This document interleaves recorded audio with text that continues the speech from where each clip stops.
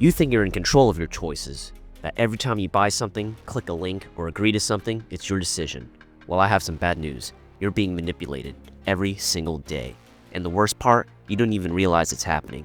Businesses, politicians, influencers, social media, even your closest friends, they all use psychological tricks to control your decisions without you knowing. Ever wondered why you feel guilty when a waiter gives you free bread? Or why you panic buy something just because it says only 2 left in stock? Why do you trust influencers and experts even when they have 0 qualifications? It's not a coincidence. These are 7 powerful persuasion techniques that have been studied for decades. Dr. Robert Cialdini, a psychologist and marketing expert, wrote an entire book on this called Influence: The Psychology of Persuasion. He spent years studying salesmen, marketers, even cult leaders. Yes, cult leaders, to figure out how they get people to say yes without them even realizing it. And once you learn these tricks, you'll never look at the world the same way again. So let's break them down. How you're being manipulated, who's pulling the strings, and how you can fight back. Reciprocity, the free gift trick. Ever been to a grocery store and got a free sample of some fancy cheese or a new drink? You take it, you try it, and then suddenly you feel like you should buy the product. Why? You didn't even like it that much. That's reciprocity, the psychological trick that makes you feel obligated to return favors, even if you never asked for one. Why it works. Your brain hates feeling in debt, even when no one asked for anything. Your mind feels the pressure to repay the favor. Your brain is wired for fairness and balance. Thousands of years ago, if someone in your tribe gave you food, you'd repay the favor later. If you didn't, you were seen as selfish, untrustworthy, and possibly left for dead. So now, even when a mega corporation gives you a free tote bag, your brain still feels obligated to pay them back, even though they don't need your money, and they're literally using you as a psychological experiment. Real-life examples. Charities send free stickers in the mail before asking for a donation. Stores give you free samples, not to be nice, but to guilt trip you into buying. That one friend who buys you lunch, and now you feel like you owe them something. How to protect yourself. Before you say yes to a freebie, pause. Ask yourself, do I actually want this, or am I just being guilt tripped? Recognize fake generosity. When a brand gives you something for free, assume there's a catch. Free samples, they want your money. Free trials, they hope you forget to cancel. Free mints, they want a bigger tip. Commitment and consistency, the foot in the door trick. Ever signed up for a free trial only to forget to cancel before getting charged? That's commitment and consistency. Once you say yes to something small, you're more likely to commit to something bigger. Why commitment and consistency work so well? It all comes down to identity. Once you take one small action, your brain wants to stay consistent with that action, even if it no longer makes sense. It's why a bad relationship lasts way longer than it should, because I've already put so much time into this. You keep watching a terrible movie because I already watched an hour, I might as well finish. You keep playing a game you hate because I've already spent money on it. The sunk cost fallacy makes us feel like backing out equals failure, and companies love using that against you. Real life examples. Netflix free trials. They know you'll forget to cancel. Charities asking for just $1. Once you give, you feel committed to giving more later. Upsells at checkout. Once you've made one purchase, you're more likely to add extras. How to protect yourself. Think before saying yes to anything. Before agreeing to something small, ask yourself, if this escalates into something bigger, will I still want it? Break free from the sunk cost trap. Just because you invested time or money into something doesn't mean you should keep investing in it. If a gym membership isn't working for you, cancel it. If you're stuck in a bad Netflix subscription, unsubscribe. If you're in a toxic relationship just because we've been together for years, maybe rethink that. Backing out doesn't mean you failed. It means you stopped letting yourself be manipulated. Social proof, the bandwagon effect. Imagine you're walking down the street looking for a coffee shop. You see 2 places right next to each other. One is packed with people, the line is out the door. The other, completely empty. Which one are you going to? Be honest, you're choosing the busy one, and why? Because your brain says, if everyone else is there, it must be good, right? Well, not necessarily. Welcome to social proof, one of the strongest psychological tricks ever used to manipulate you. The human herd mentality.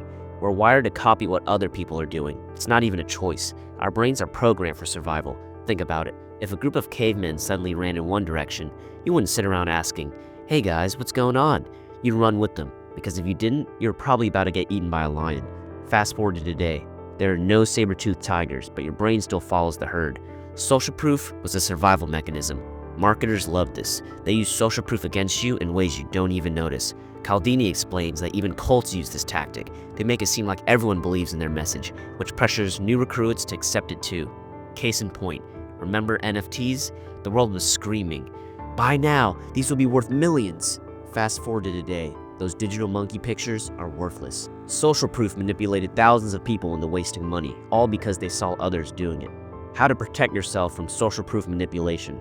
Pause and question popularity. If something seems popular overnight, ask yourself, is it actually good, or is it just really good at looking popular? Fact check everything. If a product has thousands of positive reviews, dig deeper. Use tools like FakeSpot to check if they're real. Watch out for manufactured hype. Just because everyone is talking about something doesn't mean it's actually good. Authority, the expert trap. Would you take a random pill from a stranger? No, right? You'd look at them just like they asked you to jump off a cliff. But what if a doctor in a white coat handed you the same pill? Suddenly, your entire perception changes. That's authority bias, one of the most dangerous persuasion techniques. It makes you blindly trust people who seem like experts, even when they're completely unqualified or even lying. Authority is not bad by itself. We need experts. We trust pilots, surgeons, engineers because they actually know what they're doing. But the problem is when authority is faked or misused. From a young age, we're conditioned to trust authority without questioning it. We're trained to obey from childhood. Think about it. Since childhood, we've been taught to listen to authority figures. Teachers tell us what's right and wrong. Doctors tell us what's good for our health. Police officers enforce the law. Bosses control our paychecks. It's why politicians get away with blatant lies because they have power. Fake gurus sell useless courses just by flashing their credentials. Celebrities convince people to buy detox teas that do nothing. Your brain sees the expert label and stops questioning things. And that's exactly what manipulators want. How to protect yourself. Step 1. Ask who gave them authority. Are they actually qualified, or do they just look the part? Is their expertise recognized by real institutions or just self-proclaimed? Step 2. Beware of white coats and titles. Just because someone wears a lab coat, has a fancy title, or speaks confidently doesn't mean they know what they're talking about. Step 3. Research before you believe. Check who funded the study they're quoting. Look at multiple sources before trusting expert opinions. Liking, the friendly salesman trick. Have you ever bought something just because the salesperson was really nice? You weren't even planning to buy it, but suddenly you're handing over your credit card, nodding like an idiot. We're more likely to buy from people we like and relate to. That's liking, one of the sneakiest persuasion tactics ever. Maybe you followed an influencer, not because of their content, but because they seem just so relatable, so genuine, like they totally get you. We are way more likely to buy from, trust, and agree with people we like, even if their product is trash. Real-life manipulation. Influencers act relatable to sell you stuff. Politicians fake friendships to get your vote. Car salesmen laugh at your terrible jokes to close the deal. How to protect yourself. Just because someone seems nice and trustworthy doesn't mean they actually are. Step 1. Separate personality from product. Just because someone is likable doesn't mean they're selling something good. Step 2. Ask yourself, would I buy this if a stranger sold it to me? If the answer is no, then you're not buying the product, you're buying the personality. Step 3. Watch for manipulative flattery. If someone compliments you before selling, be suspicious. If a salesperson acts overly relatable, question it. Scarcity, the fear of missing out. Ever seen a countdown timer on a sale? Only 2 left in stock. Offer expires in 10 minutes. Sound familiar? It's scarcity, the oldest marketing trick in the book. It plays on your deepest fear, the fear of missing out. Marketers love using this because when something feels rare, it instantly seems more valuable. Scarcity makes people panic buy things they don't need. Your brain is programmed to fear loss more than it values gain. Scarcity hijacks your rational brain, making you act on impulse instead of logic. This is why the fear of missing out makes people do crazy things. Real-life examples. Black Friday sales create artificial urgency. Airlines say, only 3 seats left, even though the plane is half empty. Limited edition sneakers that get restocked every 3 months. How to protect yourself. If you feel pressure to buy right now, pause and ask yourself, do I actually need this? Or am I falling for fake urgency?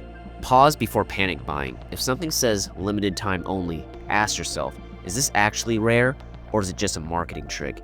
Do I actually need this, or am I just afraid of missing out? Recognize fake urgency. Most countdowns, stock limits, and exclusive deals are fake. Test it, refresh the page. If the deal still exists, it was never real. Stop letting scarcity control your choices. The best way to fight back? Be okay with missing out. Unity, the power of group identity. You're not just an individual, you're part of a tribe. Whether it's your nationality, favorite sports team, political party, or even the type of phone you use, you belong to a group. People are more easily influenced when they feel connected to a group. In that group, it influences your decisions way more than you think. Welcome to Unity, the persuasion principle that exploits your deepest need, the need to belong. This is one of the newest additions to influence the psychology of persuasion, and honestly, it might be one of the most powerful. Humans are social creatures. For most of history, if you got kicked out of your tribe, you'd be alone, vulnerable, and probably dead. So our brains developed a survival instinct. Stick with the group, even if it doesn't always make sense. If your group believes something, you believe it. If your group hates something, you hate it. If your group changes its mind, you change yours too. And the scariest part, your brain does this without you realizing it. Real life examples. Political parties use us versus them narratives to build loyalty. Apple versus Android users arguing like it's a religion. Fitness brands that make you feel like part of an elite club. How to protect yourself. Just because something is popular in your group doesn't mean it's the best choice for you. Step 1. Ask. Would I still believe this if I weren't in this group? If the answer is no, then you're not thinking critically. You're just following the herd. Step 2. Beware of groups that punish questions. If your group shames people for thinking differently, that's not loyalty, that's control. Step 3. Remember, changing your mind isn't betrayal. You can leave a group, change opinions, or evolve without losing your identity. Now you see it. These 7 tricks are used everywhere. Cialdini's book Influence, The Psychology of Persuasion proves that we are way more predictable than we think. Next time you feel pressured to buy, click, or say yes, pause, think. Are you making this choice, or is someone making it for you? If you found this video eye-opening, hit like and subscribe for more insights into the psychology of influence and marketing. Stay autonomous.